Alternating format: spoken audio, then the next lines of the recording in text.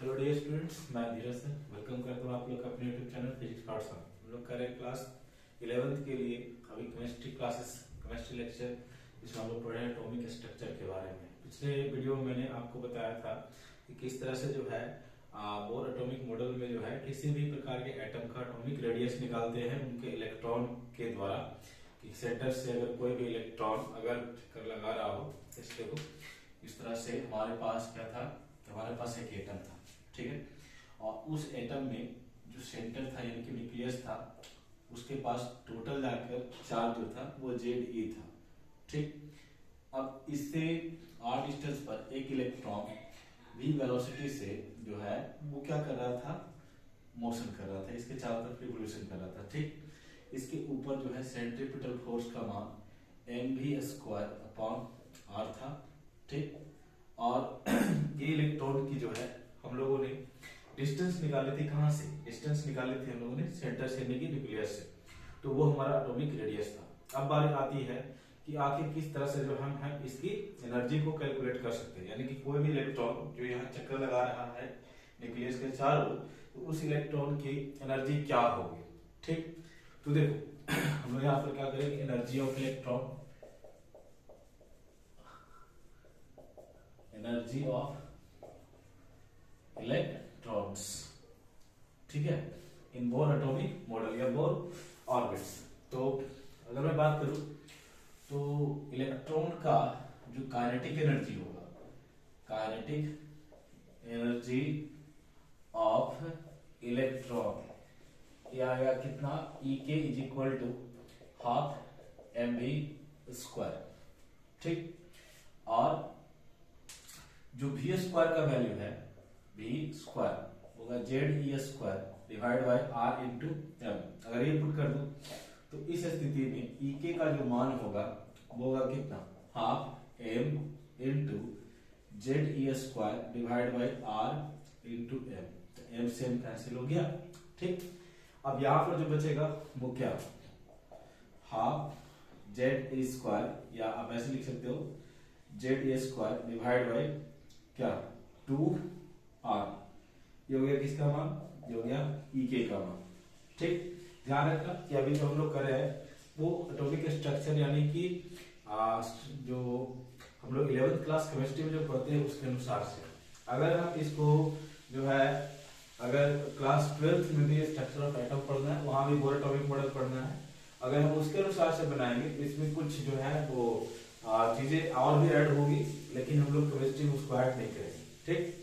तो यहाँ पर देखो E k का मान इतना हो गया, तथा इसका जो पोटेंशियल एनर्जी है, पोटेंशियल एनर्जी ऑफ इलेक्ट्रॉन, ठीक। इलेक्ट्रॉन की पोटेंशियल एनर्जी जो है Pe = क्या हो जाएगा, Ze into -e divide by क्या, r, ठीक। जो कि होगी कितनी, potential energy = -Ze² divide by कितना, r, ठीक। अब देखो हमारे पास इसका काइनेटिक एनर्जी इलेक्ट्रॉन का कितना है, Ze²/2r, और इसका पोटेंशियल एनर्जी कितना है, -Ze²/r, ठीक।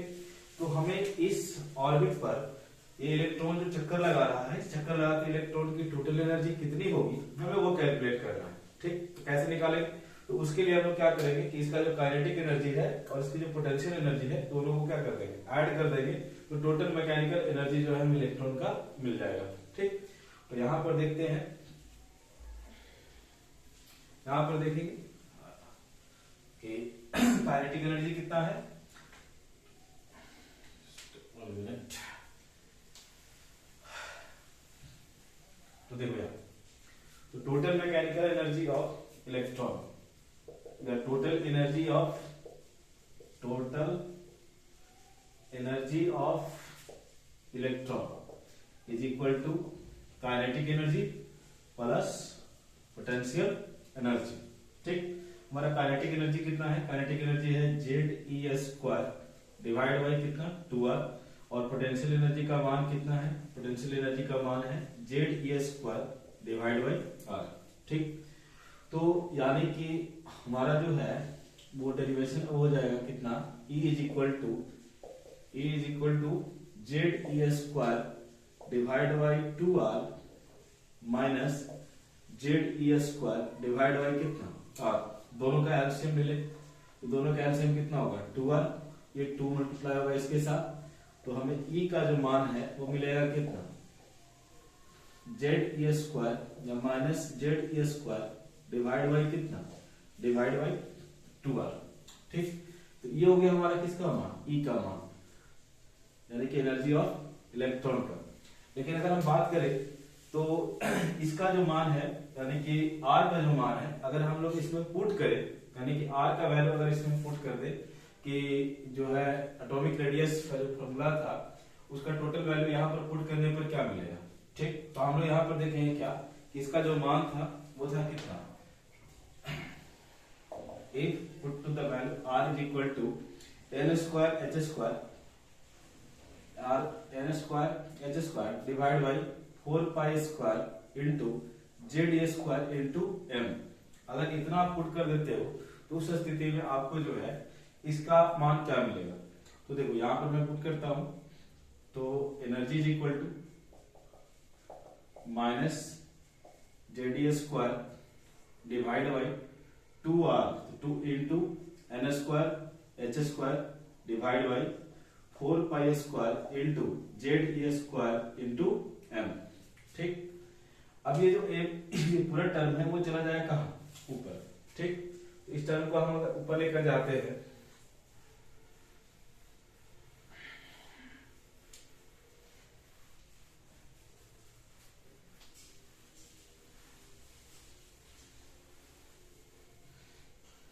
तो हमारा एनर्जी का मान कितना होगा, energy is equal to minus Z A square into कितना 4 pi square into Z A square into M divide by 2 into n square h square.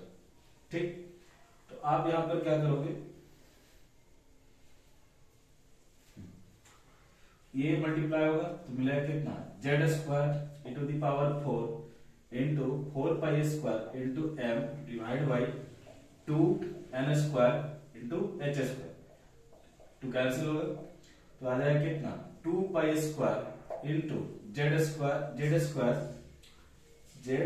Square E के power 4 into M divide by कितना, divide by N square into H square. कितना बराबर energy होगा, यानी कि is equal to total energy जो electron का होगा वो 2 pi square into Z square into the power 4 into M divide by N square by h square. ठीक है, अब इसके बाद क्या करना है कि हमें यहाँ पर देखना है कि कौन सा टर्म जो है एनर्जी को अफेक्ट कर सकती है, कौन फैक्टर बन के आएगा जो एनर्जी को जो है वो अफेक्ट कर सकता है। तो देखो यहाँ पर 2 पाई स्क्वायर कॉन्स्टेंट है, ई के पावर 4 कांस्टेंट है, एम कांस्टेंट है, एच कांस्टेंट है। ठीक है, पाई हो गया 3.14, ई हो गया इलेक्ट्रॉन का आवेश चार्ज, एम हो गया इलेक्ट्रॉन का मास और एच हो गया प्लैंक कांस्टेंट। तो उस स्थिति में यहां पर हम लोग क्या लिखेंगे, इफ क्या 2 pi square into E to the power 4 into M divide by h square क्या है, ये कांस्टेंट है। तो उस स्थिति में हमारा जो ई जो है वो प्रोपोर्शनल होगा किसके, प्रोपोर्शनल होगा Z square divide by N square, और ये माइनस में होगा नेगेटिव टर्म में, है ना। तो यहां पर देखेंगे कि अगर जेड कांस्टेंट ऐसे जेड कांस्टेंट होगा तो उस स्थिति में यहां पर ई जो है वो डायरेक्टली प्रोपोर्शनल है किसके, -1 बाई एन के। जहां एन क्या हो गया, एन हो गया मेन क्वांटम नंबर, या कह सकते हो वो ऑर्बिट जिस पर इलेक्ट्रॉन क्या कर रहा है, चक्कर लगा रहा है। यानी कि इलेक्ट्रॉन की टोटल एनर्जी जो है वो उसके ऑर्बिट के इनवर्सली प्रोपोर्शनल होती है, ऑर्बिट की संख्या की इनवर्सली प्रोपोर्शनल होती है। दूसरी बात कि अगर हम एनर्जी कैलकुलेट करते हैं किसी भी इलेक्ट्रॉन का तो उस एनर्जी का मान होगा -2 pi square into Z square into E to the power 4 into M divide by N square h square. यहाँ pi 3.14, Z atomic number of element, E charge of electron, n mass of electron, n जो हो गया वो हो गया orbit की संख्या, number of orbit, जिस ऑर्बिट पर इलेक्ट्रॉन क्या कर रहा है, चक्कर लगा रहा है, उस ऑर्बिट की संख्या, और h जो होगा वो होगा हमारा प्लांक कांस्टेंट। ठीक है, तो ये था हमारा इलेक्ट्रॉन की एनर्जी के बारे में जो है डेरिवेशन। अगले वीडियो में हम लोग देखेंगे कि इलेक्ट्रॉन का जो है वो हम लोग वेलोसिटी कितना निकाल सकते हैं, वेलोसिटी कितनी होती है, तथा स्पेक्ट्रल एविडेंस ऑफ जो है हम लोग बोर एटॉमिक मॉडल के बारे में जाने, क्योंकि बोर एटॉमिक मॉडल जो है खास करके रदरफोर्ड के एटॉमिक मॉडल को रिप्लेस ऐसे किया था कि रदरफोर्ड के एटॉमिक मॉडल के द्वारा जो हाइड्रोजन स्पेक्ट्रम का एक्सप्लेनेशन नहीं हुआ था, लेकिन बोर एटॉमिक मॉडल ने हाइड्रोजन स्पेक्ट्रम का एक्सप्लेनेशन देकर ही जो है रदरफोर्ड के एटॉमिक मॉडल को जो है रिप्लेस किया बोर एटॉमिक मॉडल के रूप में। ठीक है बच्चों, मिलते हैं आपसे नेक्स्ट वीडियो में, तब तक के लिए जय हिंद।